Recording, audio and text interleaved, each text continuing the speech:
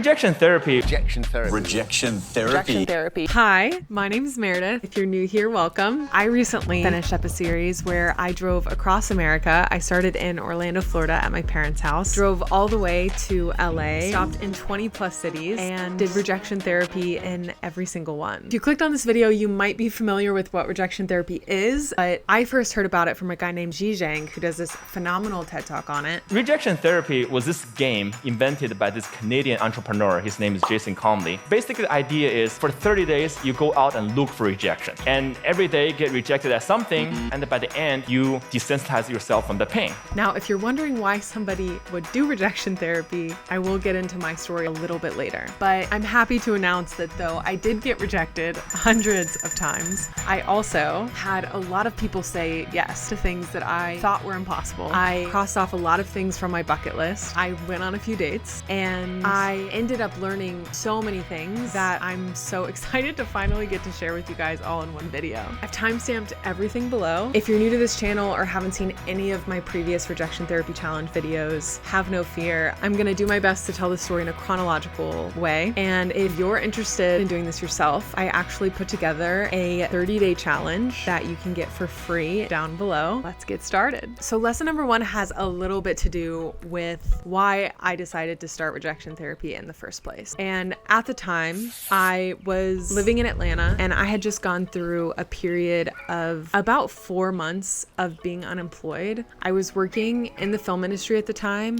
which I work as like an independent contractor in. And every day I would wake up and message people trying to find work. And it got to a point where it was really, really demoralizing. Anybody who've experienced unemployment has probably felt this way at some point. I also hadn't gone on a lot of dates since my ex and I broke up in 2020. And I just felt like I was letting certain fears hold me back from living the life that I knew that I could, which brings us to this TED Talk I had watched so many years ago. It must have been at least 7 years ago. I was so inspired. I remember thinking that would be such a superpower to not let my fear of rejection hold me back anymore. And I just kind of remembered pocketing this idea, and I thought about it a lot. I'm not gonna lie, over the years, I thought about how I would change if I did rejection therapy. So I kind of just decided to go all in, packed all my things into boxes, moved out of Atlanta, moved those boxes to Florida, and went on the road indefinitely. Which brings me finally to lesson number one, which is that people will often reject you with kindness, no matter how absurd your request is, if you ask the question with kindness. The very first day, I was terrified. I was starting in Orlando, Florida at my parents' house. This is the fit. This is what we're working with. And I decided to ask a stranger to buy me a ticket to Disney. So my mom drops me off at the entrance of Magic Kingdom. Do it. Love you. Don't get rejected.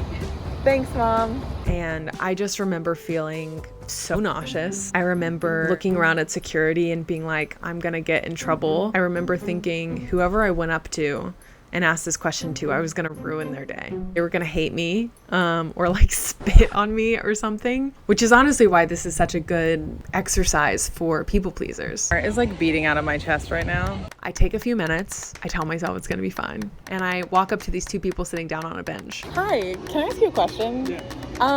Would you be willing to buy me a ticket to Disney? That'll be tough. Really? Are you trying to get somebody to buy you a ticket? Not in that way. We have tickets, but we're getting our friends to transfer them to us. It's a no. Okay, cool. Thank you. You know what we should do? What? Find a couple. A couple? In their 40s and 50s that are here on their own. Those two guys were so nice to me. It honestly was such a breath of fresh air that they gave me advice on who I should try to ask this question to, that they had good spirits. They just seemed like they didn't hate me for asking this question. And that was the first lesson that I learned, was if you ask the question in a nice and respectful way, people will reject you in a nice and respectful way most of the time. And this is something that I noticed in a lot of other cities too. There was an interaction from day 4 in Atlanta with a really kind aquarium employee. Nobody's ever asked me if they could do it for free. That I still think about. An interaction from day 13 in Albuquerque. Even when I asked people for $1,000 was on day 20 in Silicon Valley, there were a lot of people who rejected me with kindness then too. Maybe I'll ask another person. So I did end up asking a few more people. You can't buy a ticket. I can't buy a ticket? You can't buy a What do you ticket. mean? Before finding out that it was virtually impossible to get into Disney anyway. And so I went home and I packed up and I got ready to go on the road. I just said goodbye to my parents. Feels like the beginning of the journey this morning because day one was still filmed in my hometown, but I'm officially leaving Orlando, Florida. Which brings us to lesson number 2, which is people typically don't want to reject you. The second lesson that I learned was on the second day when I drove to Gainesville, Florida, which is a super random city. If you don't know that my sister and brother-in-law live there, and now my little baby niece, but my sister actually suggested that I ask to try to get into this sports facility that's like an $85 million sports facility for the football team that they had just built. And my sister and I have gone to a lot of football games together. Our family is a big sports family, although I probably know the least about football in all of my family. I was like, let me try it. Like, that'd be kind of fun because what's the worst that can happen? Also, to make this even funnier, I went to Florida State, not the University of Florida. So it's a weekend. I walk up to, what's it called? The James Bill Heavener football facility. But I just walk up to the front and it's locked, of course. I find out later that the only way to get in is you have to have your fingerprint scanned as like a student athlete and they'll scan it. It's like the most CIA, FBI thing I've ever encountered. I start seeing people around the building. I'm terrified. I'm really afraid again that I'm gonna get in trouble. And I remember asking this guy, hey, I'm trying to find somebody to give me a tour. And he was kind of like, oh, I'm not a great person to ask. But because I didn't ask him, hey, will you give me a tour? It wasn't technically a rejection. I needed to receive a no. That was a huge part of the rule. So I kind of started to have to train myself to be more direct in the questions that I ask, which is hard. And so I ended up, first direct question that I asked, the person said no. Would you be willing to give me a tour? The second direct question that I asked, I kind of sneak in behind this family, I think was getting a tour because like their son was being scouted. It felt so cinematic, but these two guys come out from the top floor.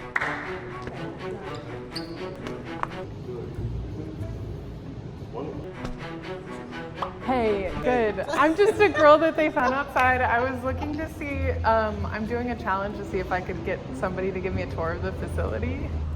It's a real challenge, right? I told her that everybody really busy right now. Yeah, if Like- you come back tomorrow around lunch, we should be able to do it. Ask for Jacob. I was like, what? Like that was my first yes. Oh. And I contribute this to the fact that I think people really just don't want to reject you. So if it's in their power to say yes, a lot of times they will, especially if it's something more experience-based, like getting a tour of somewhere or test driving a luxury car or sliding down a fire pool. People typically want to help if they can. Thank you so much, Dan. I really appreciate your help. It was honestly a very insane experience. It made me want to be a football player. Now, my third lesson, which was on day 3, is that rejection therapy can actually lead you to friendships, even with people who reject you. On day 3, I ended up driving over to Savannah, Georgia. I had never been to Savannah before. I didn't know anybody in Savannah, and I decided to ask strangers to go on a ghost tour with me. I'm not superstitious, but I am a little stitious. As a side note, it's important at this point to mention that I had a little bit different rules for myself than the original rejection therapy. Part of my rules was that every single city I went to, I had to get one more rejection. So I had to get rejected once in city 1, twice in city 2, 13 times in city 13, or I had to get a yes. Yes. Yes. Say it again. Yes. It was day 3, which means that I needed 3 rejections. I was worried about this. I was worried about all of them. What I was worried about for this one was that I was worried it would come across as creepy for me to ask somebody to go to a ghost tour with me. Okay, now I'm just making this intro longer because I really don't want to start asking people. They're going to think I'm so weird. So I went up to this group of women. All of them ended up saying no. Rejected her. I'm like, no, sorry. But we love her. But they ended up really loving the idea, invited me to get dinner with them. They were some college students from the University of Arkansas and were just really fun and on their own road trip. I ended up finding these 2 other girls to go with me on this ghost tour. Hi, can I ask you guys a question? Sure. I was wondering if you guys would want to go on a ghost tour with me Right now? at 8. At 8? That's so random. Hi, vlog. But I remember the next morning waking up and I, was shocked that those women did say yes and that I had 2 yeses in a row on my, second and third day. But I also was like so special that I get to ask women on these challenges and that they get to feel safe because I'm a woman, whereas I feel like I've seen a lot of challenges on YouTube asked by men. And so for me to be a safe place for women to say yes and to have a cool experience was really fun for me. I didn't realize how many connections I would be making along the way, and it's only day 3. So after I left Savannah, Georgia, I went to Atlanta, Georgia, and I filmed my day 4 rejection there. It's the Georgia Aquarium. Now, Atlanta is where I was living right before I started this, but I felt really at home and had been to the Georgia Aquarium before. And so it's one of the only stories in this series where I felt like I had the home court advantage and I was a little bit more comfortable filming this one than the others. So even though I did get all 4 rejections that day, I did have a couple of memorable interactions that I mentioned before. And I also had a goodbye party at my friend Mary Stewart's and Joel's house. We're gonna miss her a lot. And while there, a lot of my friends left me messages to watch when I finished this entire challenge and got to LA. Hello, Meredith. Meredith. Meredith, listen, I am so proud of you. You have refused to fail. I literally saw your last video and I was like, yes, it's giving Mr. Beast. Love you much. Love you. Love you. Which brings us to lesson number 4. Your wildest dreams can come true if you just ask. And the reason I learned this in Nashville, Tennessee was because Nashville was also a city I had lived in before. I lived there when I was 20. I was in between colleges and I was working at a coffee shop. I had left my school, Ole Miss. I had been there for 3 semesters. Knew I wanted to transfer somewhere else. I didn't know where I wanted to go. But in the interim, I wanted to see if I wanted to pursue songwriting as a career. And I loved my time in Nashville. I was there for about 6 months. And yet I never went into a bar or a venue and asked to play my music. Not one time. And so I really, for myself, wanted to see if I went into different bars on Broadway Street, which is like the famous street in Nashville that, like Taylor Swift and everybody who's coming up has sang at. If I had to ask, it was day 5, I had to get 5 rejections. So would anybody say yes? You would think that I would get used to this by now, but everything in my body is telling me to run. And I'm sure over the next however many days I have left, I'm gonna be unmotivated and not wanting to do so many of these. The first bar that I went into was so nice when I told them that it was my dream to play at a bar. And they suggested that I go to a bar called Redneck Riviera. And I went over to Redneck Riviera and I'll never forget, it was a guy named Scott who said, This is your dream, I'm sure. Really? Oh my God, I'm gonna go. And he went up and asked the musician who was set to play if I could play a song before him. He's the guy that you have to ask, They're gonna let me play. And I played a song that I wrote many years ago called Just a Chorus and a Verse. And they were like, do you want to play another one? And I was like, I do. For all the people who listen to me sing. I really was so shocked that I got a yes to that one because that was the first in the series where I really had a dream come true. And I was like, man, you can ask anything and maybe somebody will say yes. What does this mean for what else? I was like, I should ask even bigger things and what's on my list, and that ended up happening. My next rejection therapy quest was to try to slide down a fire pole, which is a really fun one.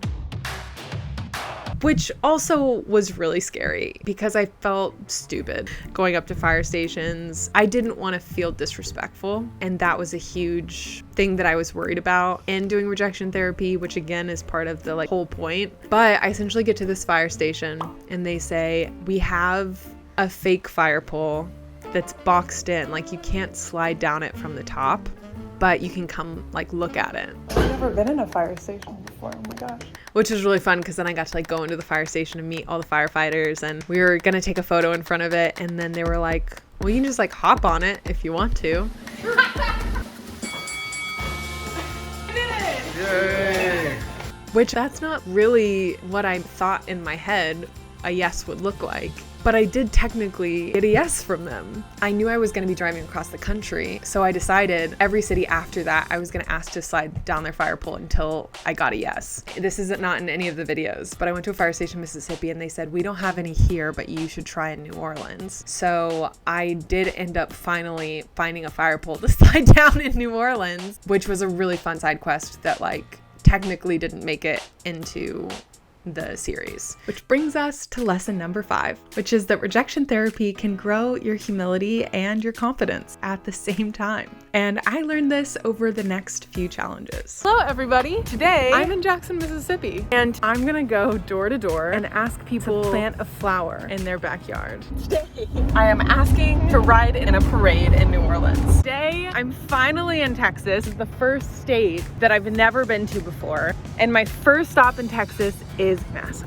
Day 9 was asking to get into an astronaut suit for NASA in Houston, Texas, which was just really funny. I had somebody who like thought I was asking him out during that one. I was like, that's gotta be a bonus rejection. On my tram tour, and I got to talking with the guy who drives the tram, and I think I'm gonna start with him. I don't think he has authority to like let me try on a suit, but maybe he'll know who does, who I should ask. I'm doing like a cross-country road trip, so I was like, I should do something with NASA. Let me try on the Yeah. No, I'm not.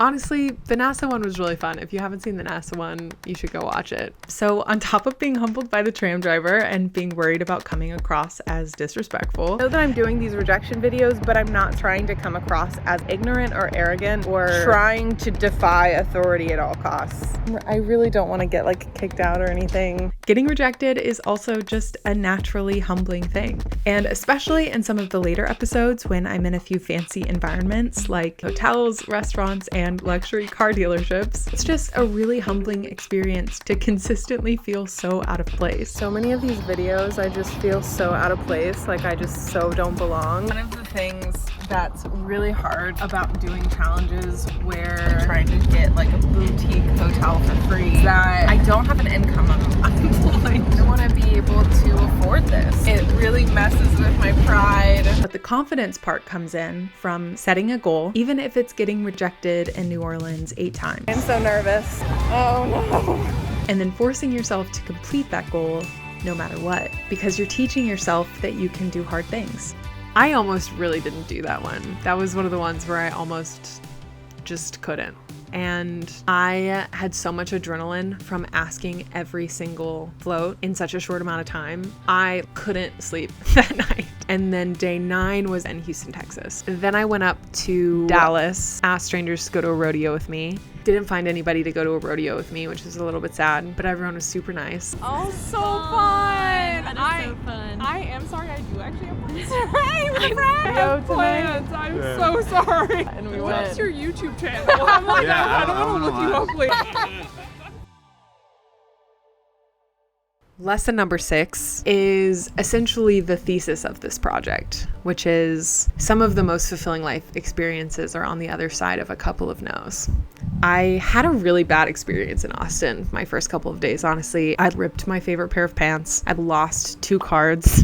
I went to go film the intro for my video and my car got broken into and my laptop, hard drives, everything got stolen. Honestly, it was so scary because say I got my car broken into when I was living in Atlanta, everything that you need isn't in your car, it's in your home. But because I was living on the road at that time, I felt so vulnerable that the one thing that I had got broken into because that meant I couldn't protect anything that I had. And as I reported it, I went on my Find My apps. I looked for my laptop and it looked like it was up the road. And I had checked and it was up there 19 minutes ago. And I was like, well, surely it just showed that because it's in a car, it's moving in that direction. I also remembered when I was a kid and my house got broken into that we found some of our stuff in someone's backyard in another part of town. I wonder if they dumped all of the stuff that they don't need somewhere. There was no mention from the woman from 911 that anybody was going to come.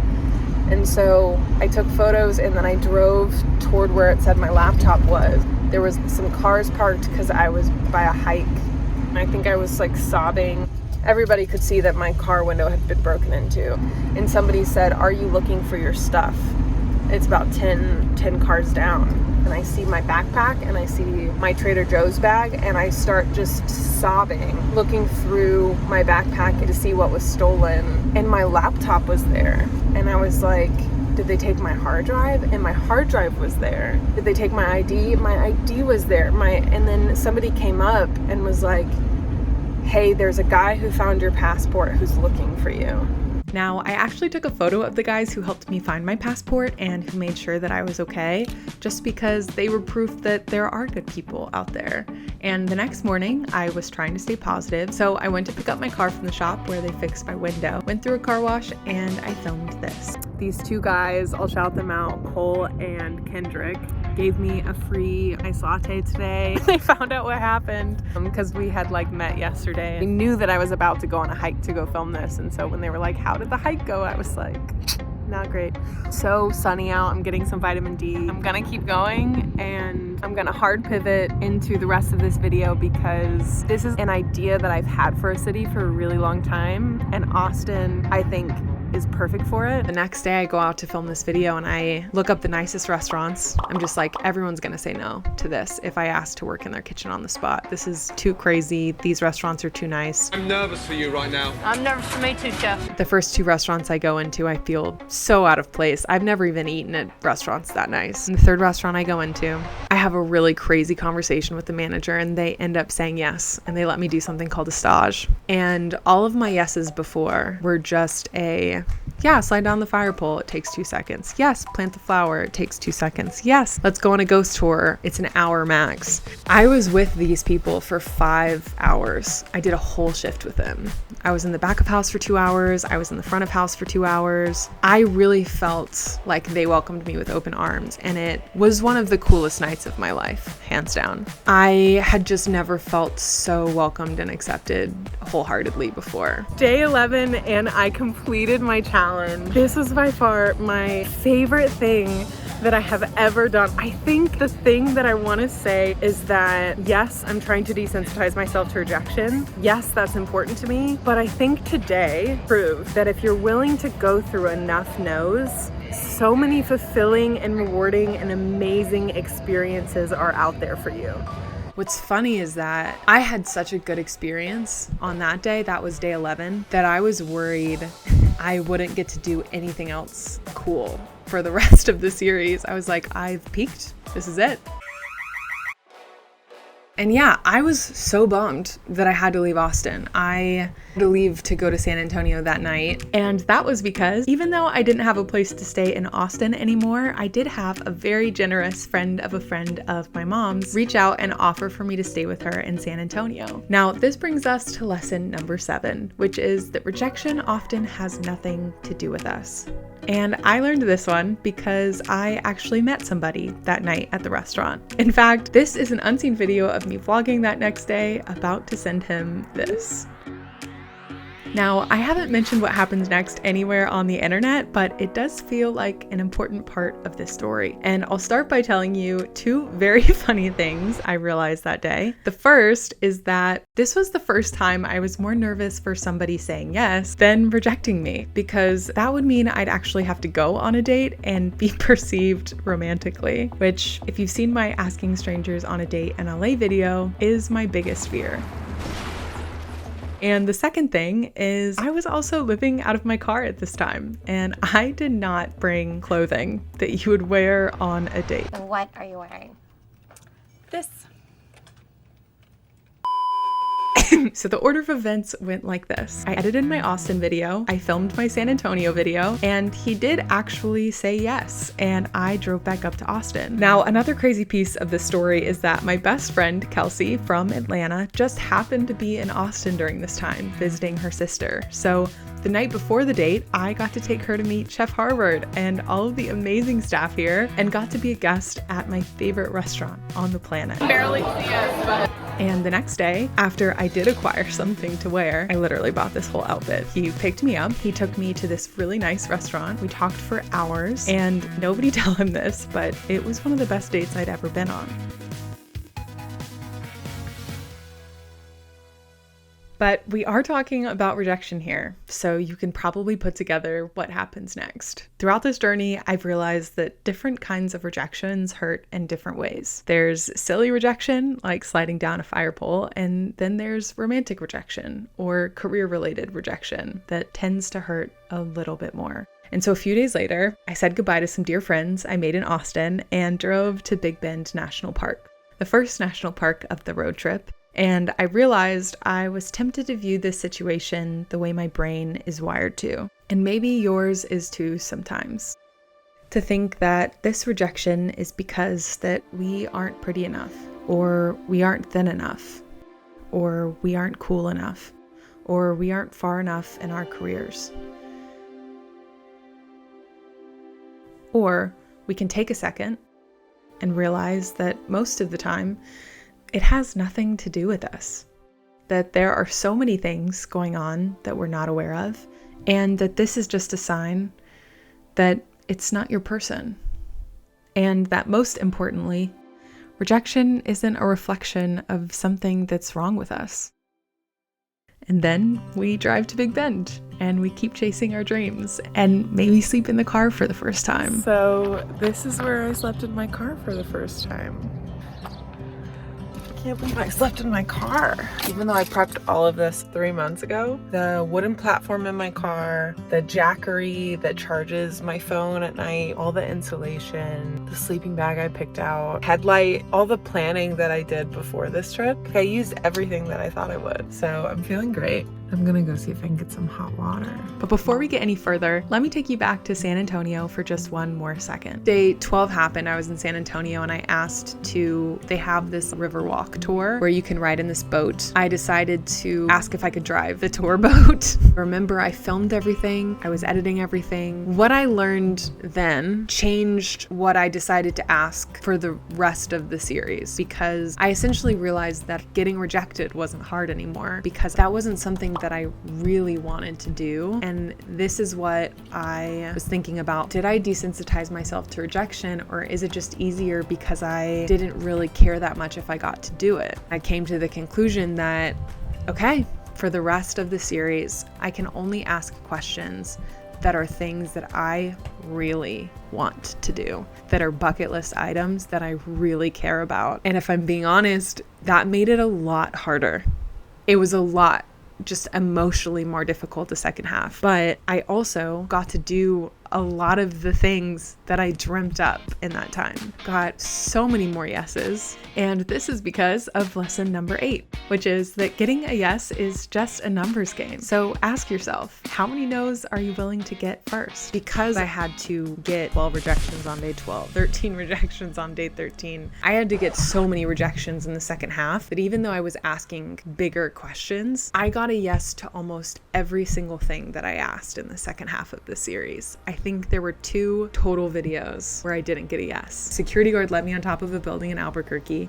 I got a photo that I took hanging in a gallery in Santa Fe. I joined a family on vacation in Denver, Colorado at Copper Mountain. Shout out to Steven. I got to drive a $100,000 plus Porsche. I got a tattoo, a matching tattoo with a stranger. I got to stay in a luxury Palm Springs hotel. I got to learn to sail from a stranger in San Francisco. All of those in a row I got a yes to. And the first no was day 20. I asked strangers in Silicon Valley to give me $1,000, which ended up being a really funny video.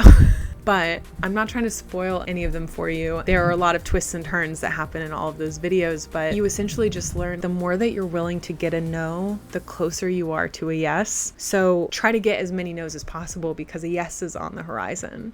Now, before we get to the 9th lesson, I do want to mention a secret YouTube video that I never posted. It happened right after I left Big Bend and drove to El Paso, a West Texas city that also borders one of the most dangerous cities in Mexico. And I originally went there because my parents have some very close friends who live in El Paso. This is Monty V. This is Chuck. Hello, Ken. Hey, Ken. But I had also planned to cross off a bucket list item nearby and film a video where I asked strangers to sandboard with me in White Sands National Park. So they have some sleds here, but no sandboards. Two guys that work there just mentioned that I go to Big Five or Dick's Sporting Goods.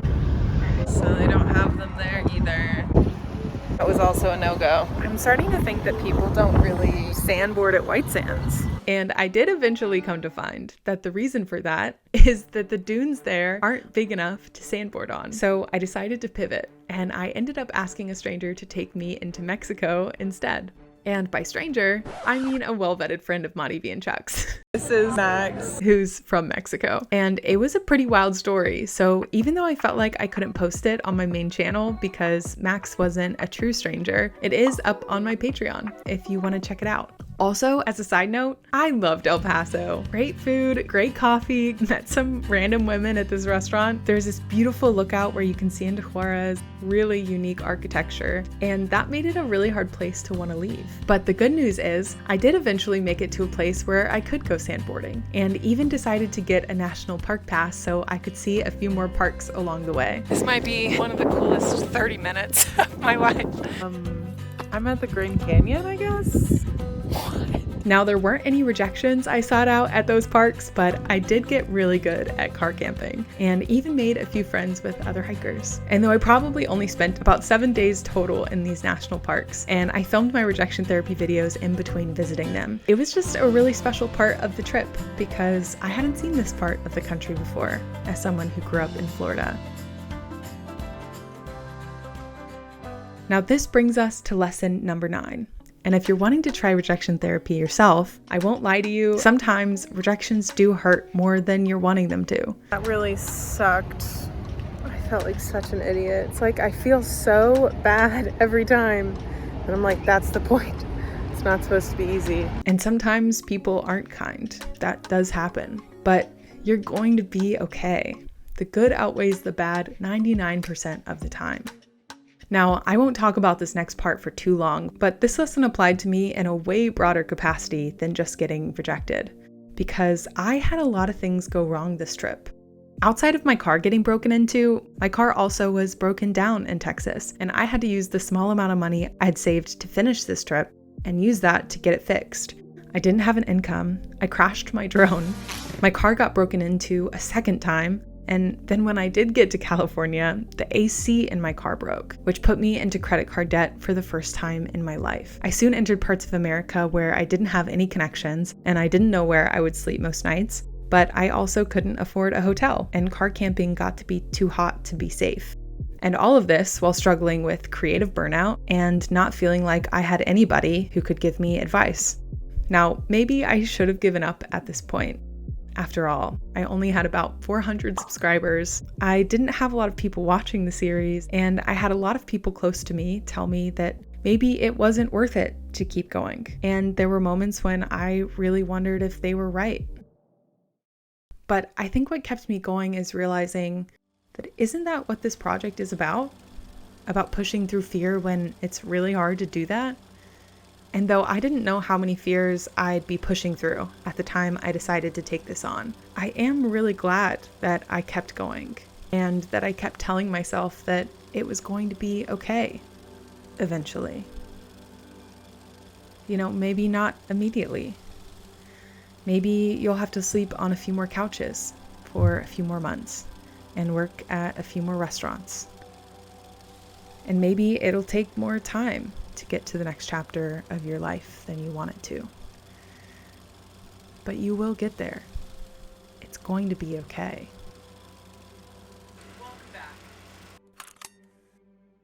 The last major lesson that I learned is that sometimes you just need other people around you. And it makes chasing your dreams and getting outside of your comfort zone and getting rejected a lot easier. And I'm bringing this one up because I was alone the whole trip. in all of these cities. And during the very last day of filming, I decided to ask a stranger on a date, and I went out to film that video. I went out to film a couple of these videos not knowing if I was going to be able to do it, just not knowing if I was capable, honestly. I haven't even figured out where I'm starting yet, and I'm already getting heat flashes. I went out to film this one where I was going to ask strangers on dates, and I was like, shouldn't I be desensitized to this by now? Shouldn't this be easier? And I realized that I wasn't going to be able to do it if I didn't have somebody with me. And so I sent a call out on Instagram, and this amazing barista I had just met like a couple days before said, hey, I'll help, I'll be there, I'll help you film too. We ran into one of her friends, Connor, and then we ran into Amar from this YouTube channel called Yes Theory. And I just don't know if I would have been able to film if we hadn't ran into Amar either, because I was like, I can't fail in front of Amar. This is the proof that you worry about things in your mind a lot more than real life.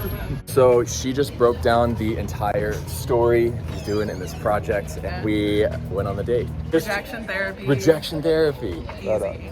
It also was a really big full circle moment, because the real reason that I wanted to do rejection therapy, outside of try to live a more fulfilling life, was that I was really inspired by this YouTube channel called Yes Theory. And they're all socially positive YouTube videos about trying to overcome fear and trying to just be this group of people who dreams really big. I really wanted to make videos like that, but I was worried that I wouldn't be able to withstand how often they get rejected. So I wondered if I could train myself to eventually tolerate being rejected as much as they do in their videos so that I could make videos like that. I think that kind of brings me to what's next. What's after rejection therapy? It kind of feels like the prologue. This is phase 0. And essentially this next chapter, I want to still overcome different fears. I want to check off my bucket list in the process. I want to challenge myself to grow. I also really want to film other creators, do more collaborations. And if you're interested in trying rejection therapy yourself, I actually put together a 30-day challenge of ideas that are very similar to the ones that I just did. I think you're really gonna like it, and I'm just really excited to officially usher in this next moment in time. Thanks for watching.